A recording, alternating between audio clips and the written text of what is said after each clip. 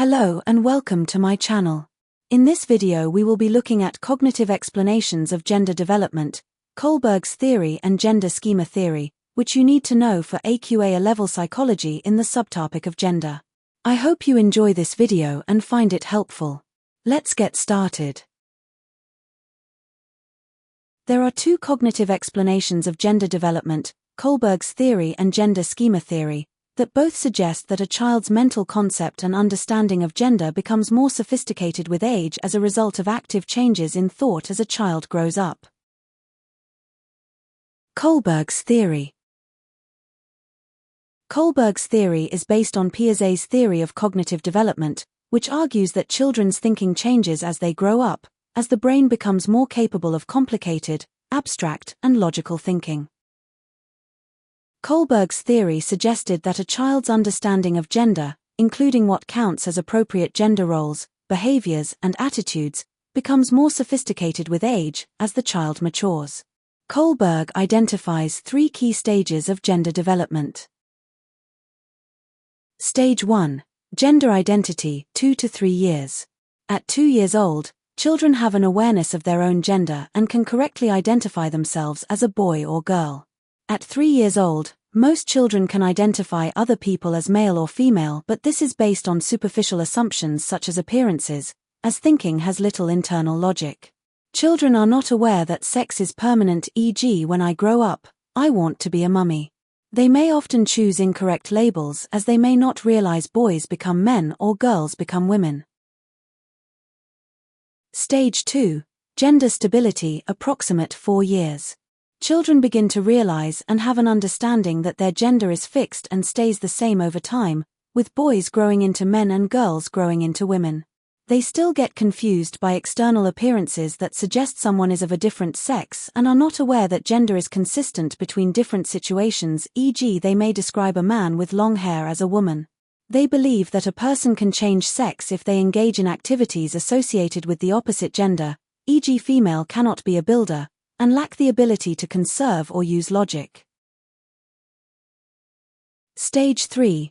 Gender constancy, approximately 6 years. Children recognize that gender remains consistent and constant across time and situations, and they can now apply this to other people's gender as well as their own. They are no longer fooled by changes in outward external appearance, e.g., if a man is wearing a dress or a woman is wearing a suit, they may think this is unusual, but they will still know that the person is a man or woman. Children begin to seek out gender-appropriate role models to identify with and imitate, who they feel have qualities similar to their own concept of themselves, as they now have a fully developed and internalized concept of gender and seek evidence to confirm this. They may also show preference to same-sex playmates as well as gender-stereotyped activities. There are several processes involved in transition through stages: maturation, socialization, lessening, egocentrism. A strength of Kohlberg's theory as a cognitive explanation of gender development is that it is supported by research. Slaby and Fry, 1975, conducted a study using 2 to 5-year-olds and asked them to watch split-screen images of males and females performing the same tasks. They found that younger children spent roughly the same amount of time watching both sexes, whereas older children, who had reached gender constancy, spent more time looking at the model who was the same sex as them.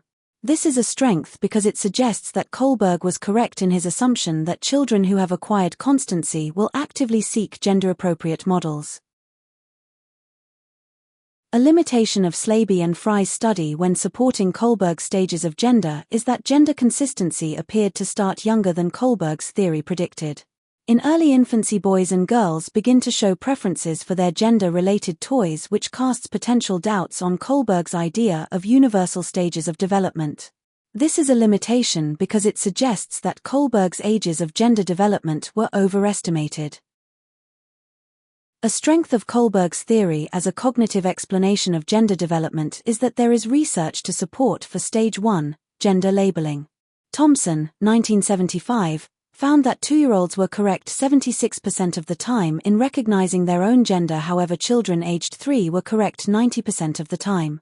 This is a strength because it suggests that an increased ability to recognize their own label through age that follows his pattern of stages. A limitation of Kohlberg's theory as a cognitive explanation of gender development is that there is research that challenges the idea that an interest in gender-appropriate behavior only develops around age 6. Bussey and Bandura, 1999, found that children as young as 4 reported feeling good about playing with gender-appropriate toys and bad about doing the opposite. This is a limitation because it suggests that children start to demonstrate gender-appropriate behavior before they have reached 6 years old, which contradicts Kohlberg's theory. A limitation of Kohlberg's theory as a cognitive explanation of gender development is that the research that supports his theory has been criticized. Bem, 1989, criticized the methodology used in studies that investigated the link between gender and cognitive development. The key test of gender constancy in these studies is whether a child understands that gender stays the same despite changes in appearance and context.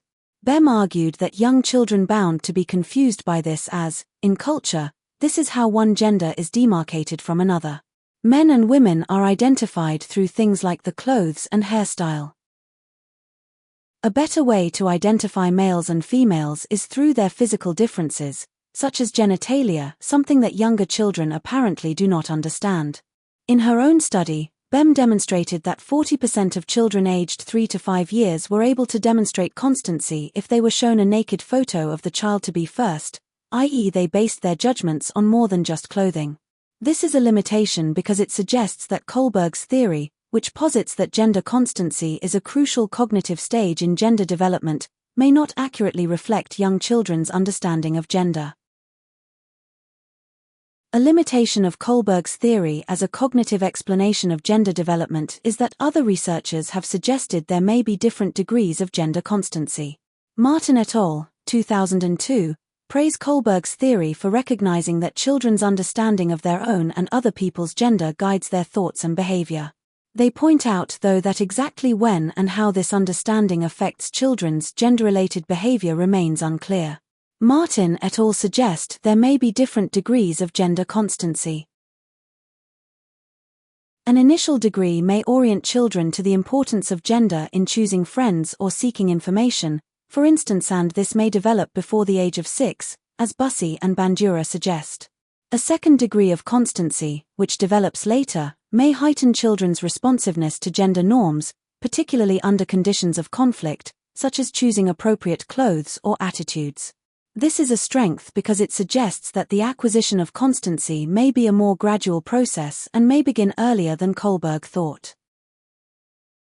A limitation of Kohlberg's theory as a cognitive explanation of gender development is that it lacks temporal validity. The lives of children now are significantly different to when the study was conducted.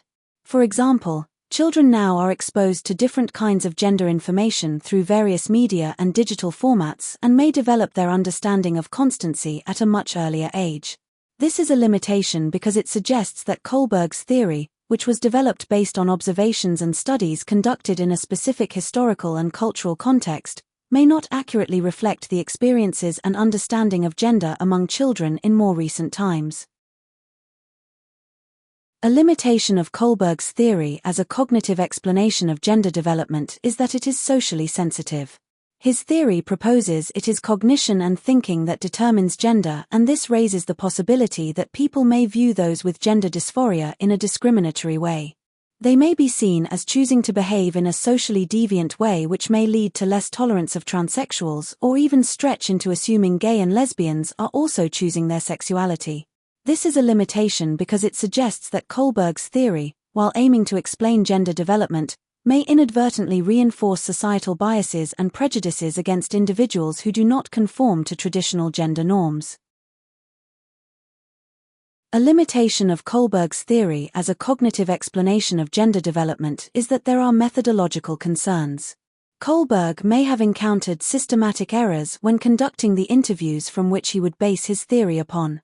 For example, since gender is such a complex construct, the interviewed children who were as young as 2 to 3 years old may have lacked an adequate understanding of gender to produce accurate and reliable results. Similarly, they may have lacked the appropriate vocabulary to express their views, which in turn could have created a false impression of their understanding of gender. This is a limitation because it raises doubts about the empirical support for Kohlberg's theory and its ability to accurately capture the cognitive processes underlying gender development. Gender schema theory.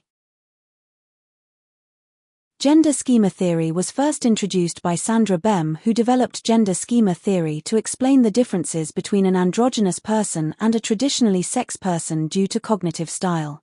She argued that when an androgynous person is faced with a decision on how to behave, they respond independently of any gender concepts. On the other hand, a traditionally sex-typed person determines what would be appropriate based on their gender due to their gender schemas. Bem therefore argued that a person was free in their cognitive style, i.e. an androgynous individual, would be psychologically healthier. This theory was later developed by Martin and Halvorson, 1981, who suggested that children around the age of 2 to 3 years old, who have established gender identity, develop their understanding of gender by actively seeking out information, interactions, and experiences from their environment to help develop gender schemas, a mental framework of preconceived information, ideas, and beliefs about gender identity, gender and gender-appropriate behavior in the environment, in order to increase their understanding of maleness and femaleness. As the child grows up, the gender schemas become more complex, with early schemas focusing on the child's own gender, to age 8 where the child develops schemas for the opposite gender. Later, when the child is a teenager, they realize that a lot of the so-called rules about boys and girls are just social customs causing their gender schemas to become more flexible. The development of children's gender identity schema creates an in-group, their own gender, and an out-group, other genders. In-group schemas are attitudes, expectations, and behaviors of a child's own gender that they identify with.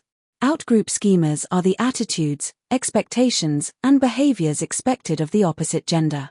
This may lead them to regard their own gender group positively whilst seeing out-groups, opposite genders, negatively, although positively viewing their own in-group motivates the child to learn more about their own gender and develop their in-group schemas further.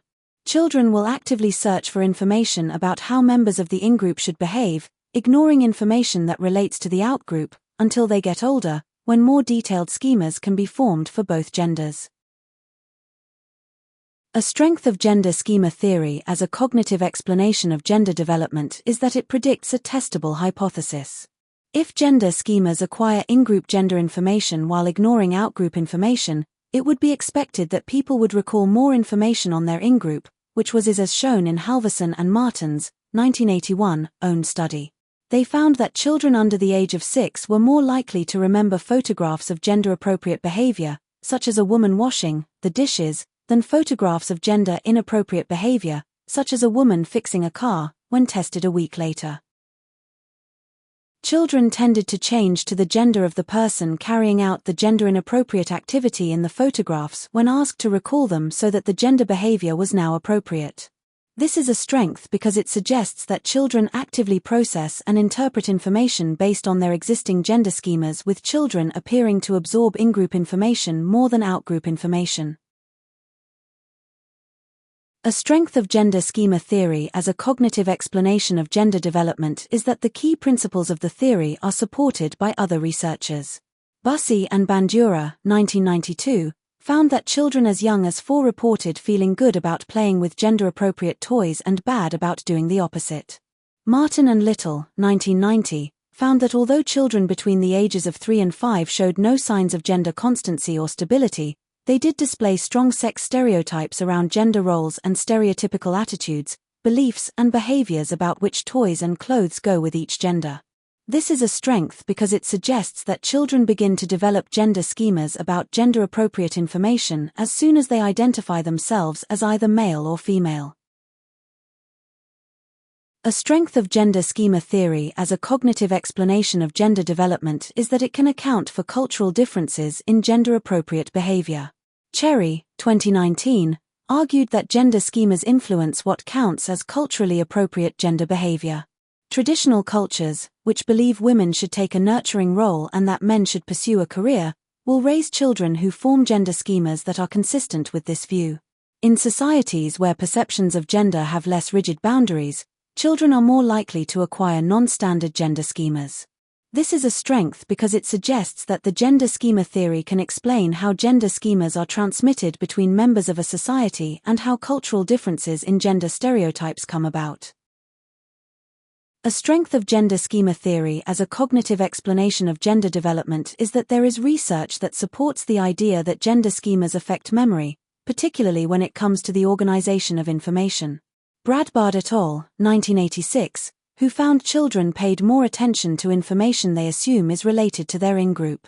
4 to 9-year-olds were told gender-neutral items were assigned to be either male or female-related items. The children were seen to show the greatest interest in items that they were told related to their gender, as well as recall more information on these in-group items 1 week later when questioned. This is a strength because it suggests that gender schemas act as cognitive frameworks that guide attention, encoding, and retrieval of information, leading to the reinforcement of gender-consistent beliefs and behaviors. A limitation of gender schema theory as a cognitive explanation of gender development is that gender identity probably develops earlier than Martin and Halvorson suggested. Zosels et al., 2009, conducted a longitudinal study using a sample of 82 children and observed the onset of gender identity. Data was obtained twice a week from mothers on their children's language from age 9 to 21 months, alongside videotaped analysis of the children at play. The key measure of gender identity was taken to be how and when children labeled themselves as a boy or girl. They found that children started to label themselves as a boy or girl at 19 months, around the same time they started to communicate. This is a limitation because it suggests that children have a gender identity before the age of 2 but may not be able to communicate this, and therefore the gender schema theory may underestimate the child's ability to use gender labels about themselves. A limitation of gender schema theory as a cognitive explanation of gender development is that there is some research to suggest gender development may be evolutionary or innate rather than cognitive. Eisenberg et al., 1985, found that 3 to 4-year-olds appeared to act in gender-typical ways before they had developed gender-specific schemas for their in-group. The children justified their choice of gender-specific toys without referring to gender stereotypes. This is a limitation because it suggests that gender schema theory may not fully account for the early emergence of gender-typed behavior. A limitation of gender schema theory as a cognitive explanation of gender development is that there is a large breadth of research that suggests that children demonstrate gender-typical behavior before forming gender schema. For example, Alexander et al., 2009, found boys aged 3 to 8 months looked at toy trucks more than toy dolls and that girls aged 3 to 8 months looked at toy dolls more than toy trucks. Similarly, Caldera et al., 1989, found that children as young as 18 months display preferences for gender-typical toys. Further, Hassett et al., 2008, found that rhesus monkeys, animals who clearly do not have gender schema, also display preferences for gender-typical toys. This is a limitation because these pieces of research suggest that factors other than cognitive schema, e.g. biology, influence gender development and therefore an interactionist explanation might be more appropriate. A limitation of gender schema theory as a cognitive explanation of gender development is that it suffers from environmental reductionism. While the theory acknowledges that schemas are formed through interactions with the environment, parents, peers, media, etc., it primarily focuses on the internal cognitive processes involved in gender development. This means it tends to oversimplify the complex interplay of environmental factors and downplays the significant impact of social and cultural contexts. For instance, gender schema theory may not fully account for how societal power structures, cultural norms, and specific socialization practices directly shape gender roles and expectations. This is a limitation because it suggests that while cognitive processes are important, they are not the sole determinants of gender development and there are other factors that contribute to gender development. A limitation of gender schema theory as a cognitive explanation of gender development is that it suffers from soft determinism. The theory assumes that boys and girls will always display behaviors consistent with the perception of their own gender. However, Campbell et al., 2004, found that 2-year-old children displayed no preference over gender-specific toys despite having knowledge on their gender's in-group behaviors and attitudes. This is a limitation because it suggests that gender schemas do not fully determine behavior, and other factors, such as individual preferences and experiences, also play a significant role. A limitation of gender schema theory as a cognitive explanation of gender development is that it takes on a hard determinist stance when explaining gender identity development. The theory suggests that, hypothetically, it should be possible to change a child's behavior if you change their stereotypes or provide them with conflicting stimuli from the opposite gender. However, research, such as that conducted by Kane and Sanchez, 1994, has found that schemas and preconceived ideas about gender roles and gender equality are very difficult to break and so have little impact on behavior. This is a limitation because it suggests that gender schemas are deeply ingrained and resistant to change, indicating that cognitive interventions alone may not be sufficient to alter gender-related behaviors and attitudes. Cognitive evaluation. A strength of cognitive explanations of gender development is that other researchers have proposed an approach that unifies Kohlberg's theory and gender schema theory. Rubel et al., 2007, suggested that gender schemas and gender constancy may be two different processes.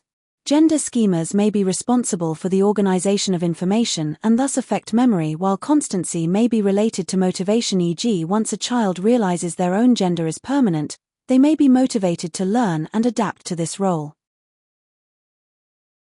Rubel et al. Tested children aged between 4 to 10 years old and found memory, organization, for gender-typical pictures increased with age, which supported gender schema theory.